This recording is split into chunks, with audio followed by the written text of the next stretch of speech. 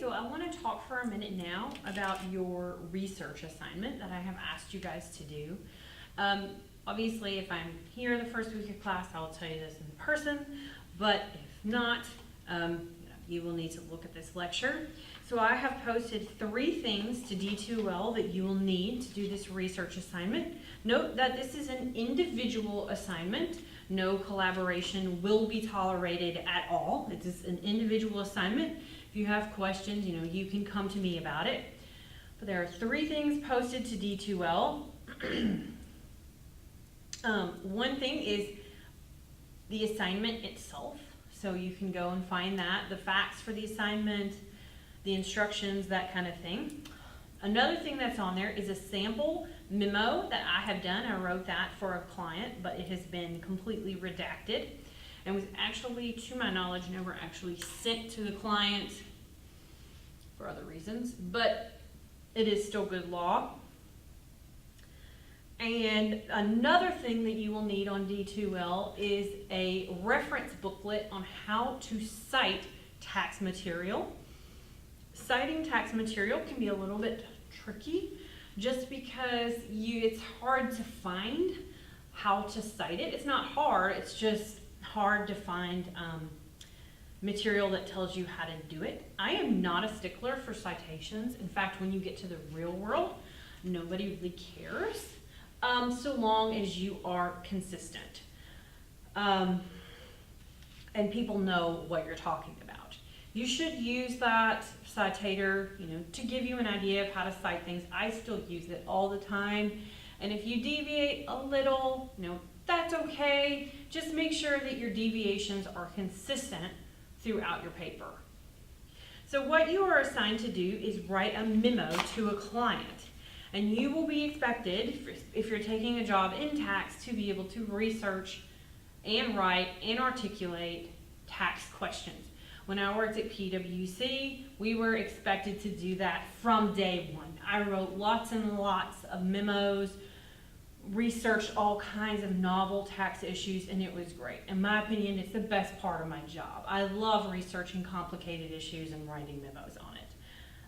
Honestly, if you want to do tax at the high level, you have to like research and you have to like writing because there's going to be a lot of it.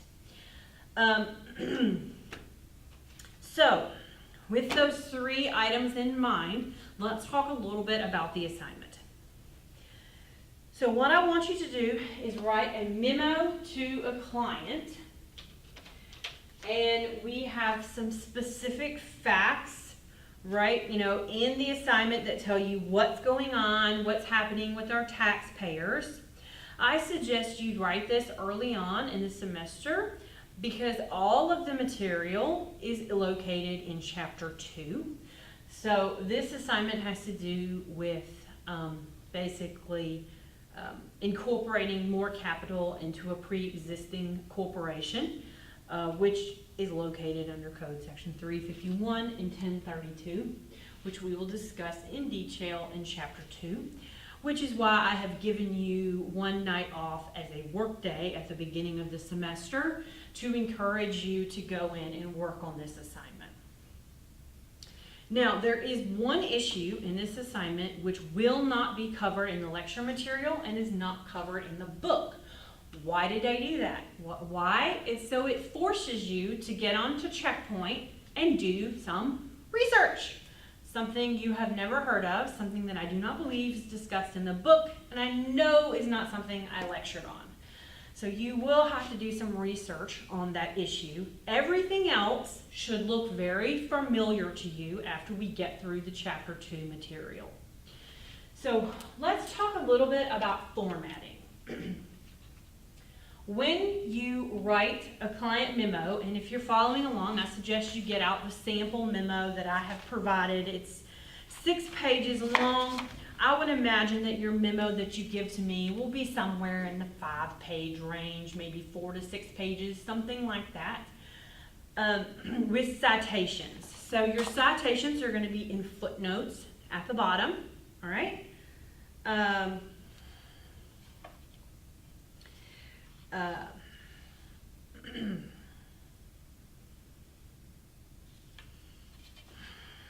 The first thing that you'll notice when you see a client memo, you'll see something at the top, and it says to, this is the name of the client, from, and then the date, and then the subject, right? So this is just your title, your basic information.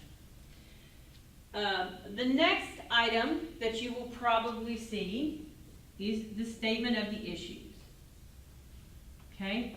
Then you'll see the facts. Sometimes you'll see these two reversed in a memo. That's okay. That's all right. If you want to do it, you know, issues first, facts second, facts first, issues second, that's fine. Now your issues are your issues of law, your questions that you're going to research and answer in this memo. For your convenience, in the assignment details, I have laid out the issues for you. Sometimes that's the most difficult part, is figuring out what the issues are. But I have actually outlined that for you so you don't have to spend hours figuring out what the issues are. I have already lined them out for you. The facts, this is your statement of facts. So this is where you're going to say, hey, this is what happened, blah, blah, blah, blah, blah. Issues, this is why we care, what you're paying me to research, okay?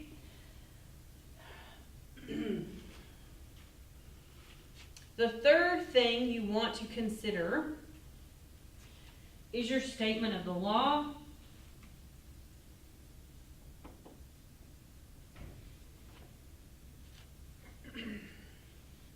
your application, and your conclusion. So very often in memos, the conclusion will actually be right here. So you'll see issues, facts, and then you'll see your conclusion. Or you'll see issue, conclusion, and then facts. That's okay. You know, that's all right. That's just so that the CFO who's reading this memo does not have to read through the whole thing to get to the conclusion. The important part, the real meat of it, is up here at the top. But if you put it at the bottom, that's okay too. So the statement of the law and the application, this is really what you are going to spend the majority of your time working on, is your statement of law and your application. Now, in the real world, you would also spend a significant amount of time just figuring out the facts. In school, you get a really unrealistic view of how it works because you're always given the undisputed facts. In the real world, it can sometimes take months to figure out the facts. And even at that, some of the facts are disputed. Sometimes you have to make assumptions. We don't know. You don't have to worry about that in this assignment because I have given you the facts that you need. You don't really have to make any assumptions. There's nothing that's disputed. Just know, in the real world, when you get there, sometimes figuring out the facts can be really time-consuming and difficult. So let's talk about the statement of law and the application, which is really where you're going to be spending the meat in this assignment. So your statement of law is just that. It is where you are citing all the applicable law. And then your application is where you are applying it to the facts at hand.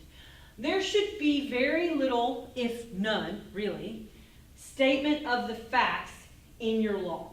Your law is very much like Code Section 351 says this, Code Section 368 says this, these are the exceptions, etc. And then your application is where we take our facts at hand, apply them to the law, and come up with our conclusion. Okay? There's more than one way to do this. There's really two ways. The first way is you can go issue by issue. So you'll say, okay, issue A. Issue A. You'll notice your assignment has 4 issues. So we'll say issue A. And then we're going to have our statement of the law for this issue with footnotes. Okay? And then you'll have your application to the facts. There should be little to no footnotes in your application section. Why? Because you are applying law that you have already stated. Do not start to apply the facts until you have stated all the law.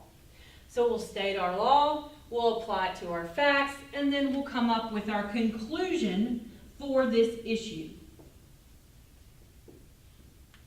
Then we have our issue B. And we're going to do the exact same process.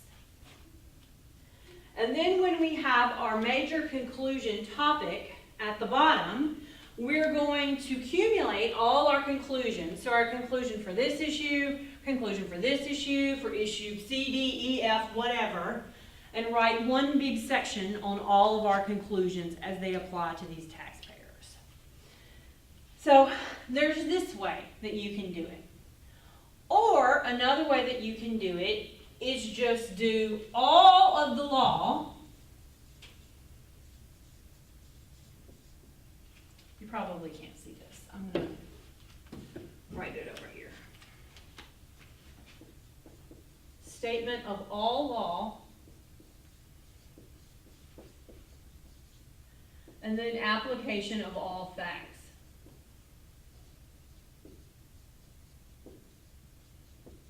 And then your conclusion of everything.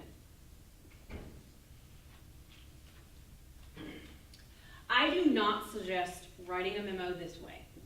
It gets confusing. It gets confusing for you, and it gets confusing for the reader. The only time you would want to do this is if you really only had one or two issues. Two tops. Then you can get away with doing this. Or maybe if you're writing it in an email format and it's very informal, you only have a couple issues at hand, then you can go this route. Otherwise, too confusing for you, too confusing for the client. I suggest using this route. And you can see in the sample memo that I gave you, what I did is I have the issues at the top. So these are the issues in this memo. These are the applicable facts. Then I have the conclusion. Then I go issue by issue. How do you know? Each issue has its own subtitle. So we start with issue 1. Right under issue 1, we have our applicable law. No question. This is where the law is. These are our footnotes associated with it. That's on page 2. Then we're done with our law on page 3, and you can see I have application to Mr. and Mrs. Rowland. Those were the taxpayers. Then we go down here, we talk about the Rowlands. Next topic is in caps, and bold. Trust as a shareholder. That's the next issue. Then we have our applicable law with footnotes. Then we have our application to the taxpayers. And so forth and so on. You can see how I wrote that memo. Perhaps it will be helpful to you. The main hurdle you're going to have, first of all, you're going to have to do a little bit of research. Second, it is very important to me that you are able to articulate what the law says. This will be in your statement of the law in layman terms. It is not acceptable to just put what the law says word for word verbatim from the code and put it in quote marks and never explain what that means. If you put the law or the code in quote marks, which is fine, that means you're not plagiarizing, right? You cannot just do that and then not explain what that means, okay? If you explain something in quotes, you need to make sure you are defining what that means. And if you take a look, at my statement of the law in my memo that I've handed out to you, you guys can see there is very little use of quotes when you're citing the code, the regs, that kind of thing. Why is that? Because you want your clients to be able to read it and understand it. If all you're doing is putting what the code says in quotes, in quotes, and that's it, you're not explaining anything. All you're doing is taking word for word what's in the code. We have to be able to take complicated language and explain it. Say, this is what it's actually saying. How do you know what it's actually saying? secondary material on checkpoint. Or you can get it on Westlaw too. Or you can get it on Google, right?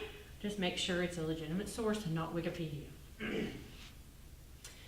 So you have to be able, when you state your law, don't just put code section 351 says this in quotes and then have a footnote at the bottom. Unacceptable. Explain to me what it says and why taxpayers care. And footnote it. If you cite the law word for word, it must be in quotes, but you must also explain it after the quotes. And then apply it to your flat facts at hand. And then you must state what your conclusion is for that issue. You must. You can't just leave it at stating the law and then applying it to the facts, and then I don't know whether this taxpayer would recognize gain or loss. You need to tell me the law says that a shareholder will not recognize gain or loss upon contribution of property for shares when control is met.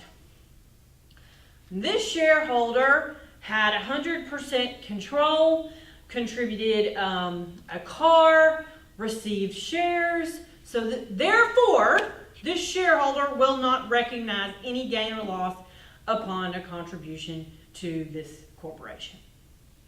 So you must be able to conclude.